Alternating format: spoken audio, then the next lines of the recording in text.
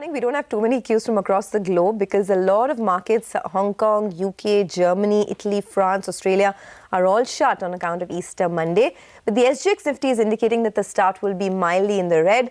That's what we saw on Thursday as well. So let's see which way things shape up. Our research team is here to give you the list of top 10 stocks for the day. Top of mind will be HDFC Bank and the strong numbers it posted this quarter. Abhishek is here with us to give us more details. Hi Abhishek, morning.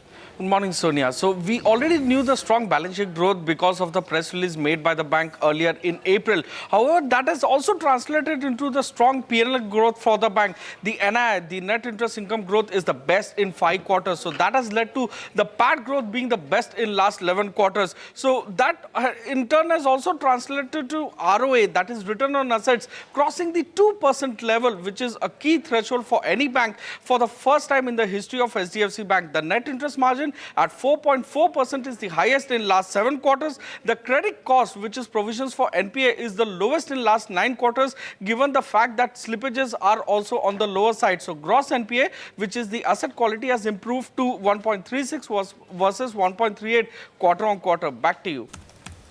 Okay, thanks a lot for that.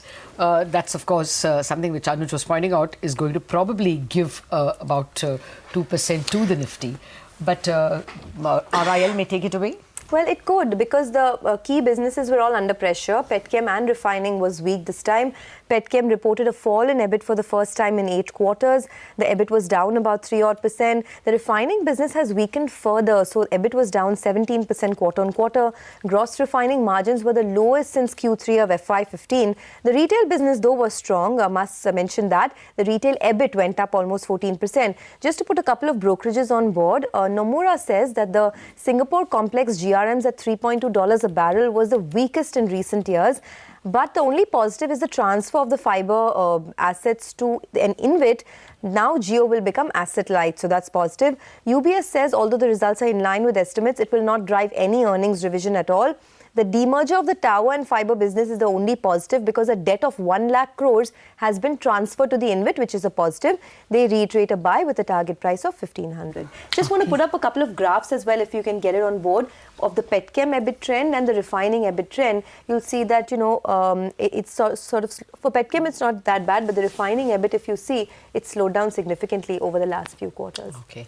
So, well, the market had priced in something, so falling a little short of that is going to hurt a bit on prices. But Rima, the Jio numbers? Well, Lata, overall a miss. For one, the revenue growth has decelerated now to single digits, this quarter coming in at 7%. Secondly, margins have been stable, but the capex intensity continues to remain high. So, for instance, take a look. On a year-on-year basis, your revenues have gone up 56%.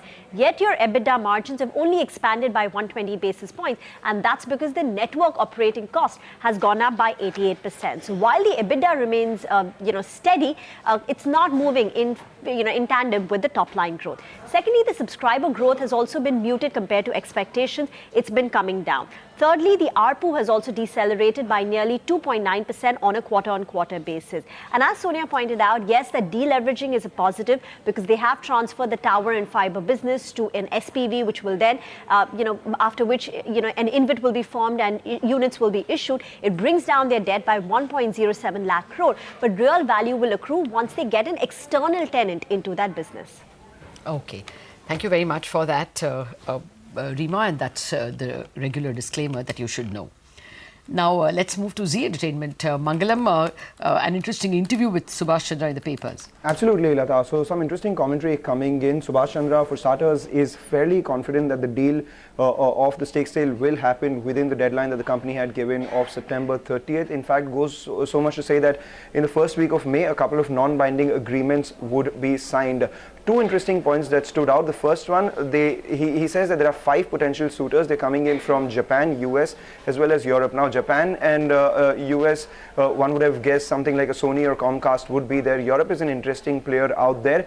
And finally, for me, the most important part of that chat was the company will go ahead and repay SL Group's entire debt of 17,174 crores. So SL Group debt figure is now something which is out in the public, a question that wasn't answered for so long. 17,174 crore is the mark that the street will keep, but the stock may be slightly held aloft by these commentaries. Okay, let's see. Well, in any case, the stock has been under a lot of pressure lately. It's down 10% in the last 1 month. But crude, that will be the big theme, right? I mean, globally, the big move on crude. What's the impact? Yeah, I guess for us, it's an obvious usual impact on oil suspects. refining companies, on airlines, and maybe even on paint companies, but definitely more on oil refining. Ahead of the elections, one is not expecting too much of a pass-through if it persists. I mean, this, after all, only 1 day of $74. Let's wait and see. But there could be, of course, a negativity on that. PSU banks, I'm not so sure. I think yields will move up because of this announcement, because of this Washington Post column. And that would have a minor negative on finance stocks as well. Okay, Anisha, now to you. You have a bunch of stocks on your radar. Oh, well, yes, quite a few, Lata. And I'll start with some rating action on Reliance Capital, wherein Brickworks has actually cut the rating. And now the outlook is credit watch with negative implications. So expect a red tick on that. Moving on to DHFL, wherein CRISIL has downgraded the ratings on the commercial papers worth 850 crores. The outlook, however, has been maintained as rating watch with negative implications. Shilpa Medicare is in focus because they have received a US FDA approval for one of the injections. So that's a positive. Keep an eye out on Dhanuka Agri in trade today because there are almost 0.26% stake of promoter that is expected to come out in the open market and be sold over the next few weeks. So keep an eye out on that, and the liquidity pressure might just impact the stock today. Other than that, in terms of earnings, we got the numbers from Jai Bharat Maruti. While the revenue was maintained at 480 crores, the profit has actually declined. That is because of the margin pressure as well as the finance cost that has gone up. GVK is in focus because they are looking to ward off the fears of Adani taking over stake in the Mumbai airport business. They have now signed an agreement with Abu Dhabi Investment Authority as well as NIIF to pick up around 49% stake in one of their subsidiaries. They are expected to maintain deleverage the balance sheet as a result of that. Syngene, they are looking to consider bonus issue on Wednesday. L&T will be in focus because they have got the CCI approval. And lastly, Infosys will be in focus because there are reports that they have faced cyber attack like Wipro. Wipro reacted to this, so let's see whether Infosys does too. All right, thanks a lot for that. Well, here's a quick recap in case you missed out on any of these stocks. Stocks with positive news flow this morning. There's HDFC Bank, Z Entertainment, Shilpa Medicare, GVK Infra and L&T. While stocks with negative news flow, there's Reliance Industries, Reliance Capital, DHFL, Dhanuka Agri, Jai Bharat Maruti, Infosys, Jet Airways, Interglobe Aviation, Asian Paints, Berger Paints, BPCL, IOC and the Nifty PSU Bank Index. But we did speak about how the Reliance Industries numbers were in detail. There was weakness in petchem refining. Good strength continued in the Reliance retail business. But let's hear out Alok Agarwal, the CFO of Reliance Industries, detailing the outlook for the year. We are very levered because of our consumer business to consumption spending in India. And that was really good. And we expect a 12 to 15% growth in that even in 2019. As far as petrochemical demand is concerned, we saw 7% growth in both polyester as well as polymer chains, giving us confidence that we will continue to benefit from our market leadership in India in both these chains. Last year, the contribution of consumer businesses was only 13%. And if we look back to a history of 5 years, the contribution of consumer businesses has grown from just under 2% in 2015 to nearly 25% in 2019, reflecting clearly what our emphasis has been in the past 5 years, which is to dramatically grow our consumer and technology business. We operate more stores than all other retailers put together. Our revenue in the last 12 months is more than all other retailers in India put together. We are among the top 10 fastest growing retailers in the world. We had over 500 million footfalls last year, a growth of 44%. We now have over 50 million loyalty customers, a growth of about 35% year on year. Net profit up from 35,000 crores to nearly 40,000 crores, up nearly 13%. Net debt, an important measure, is up only 9% from 1,41,000 crores to 1,54,000 crores, arising both because of earnings and because of the deleveraging obtained through transfer of debt to fiber and tower companies. Okay, let's invite an analyst. Harshvardhan Dole of IIFL now joins us to make sense of the earnings and how the stock might react. Harshvardhan, good morning.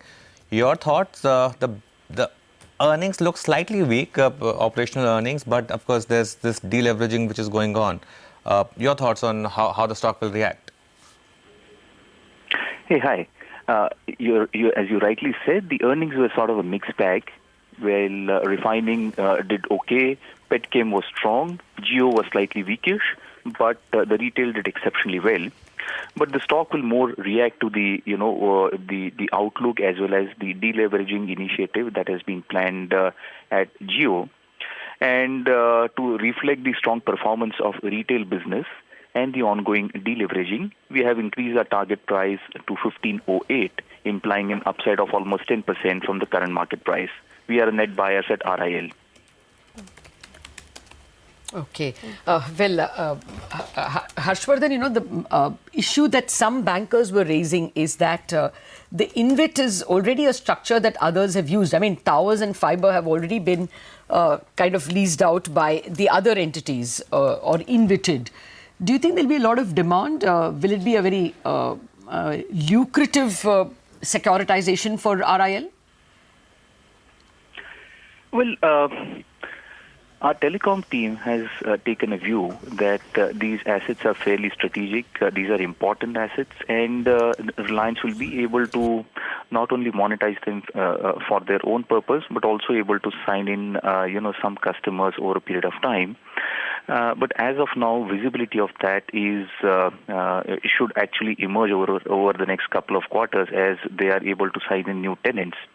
But in all, given the commitment from RIL, the SPV should be able to keep their head above the water, and they should be able to raise money, once the elections are over and they approach to the investors. Okay. Harshvardhan, hi, good morning. So on the core businesses, both Petchem and refining, what kind of assumptions do you have for the quarters coming up? Because, refining was under a lot of pressure, and Petchem as well this time, for the first time in 8 quarters, has seen an EBIT degrowth. Would that not be a concern to you? In fact, if you look at the performance of refinery business, it was better than what we had forecast. We were working with $8 per barrel margin. They reported a shade higher, so performance of refining was better. The outlook on refining business is actually in the second half. In fact, refining should be doing much better if these IMO regulations come into effect. And based on our talks with the consultants, various companies, if the IMO regulations are implemented the way they are, the demand for quality diesel and bunkering fuel could far exceed the current demand, thereby benefiting complex refiners like Reliance. And if you look at the forward cracks, at times these are seen touching to almost, as high as $25-30 per barrel in terms of, quality diesel spreads, which should end up benefiting complex players like RIL. On the Petchem side, one should not expect a great deal of increase, considering the fact that there is no capacity increase and there are new capacities coming up in the region. But I think refining and Petchem as a whole should be able to at least maintain the EBITDA that they have registered in FY19. That is our base case number as we get into 20 and 21. Okay, no, Harsh, sorry for interrupting, but I wanted to know what is your SOTP now, because there are so many moving parts. I mean, retail is doing very well. There could be a hiving off of RelGeo, and possibly any interest that Saudi Aramco will take would be only, I would assume, after the consumer and the telephone business is demerged. I don't see Aramco taking interest in that. I don't know, how are you looking at it, your SOTP? So my SOTP is currently 1508.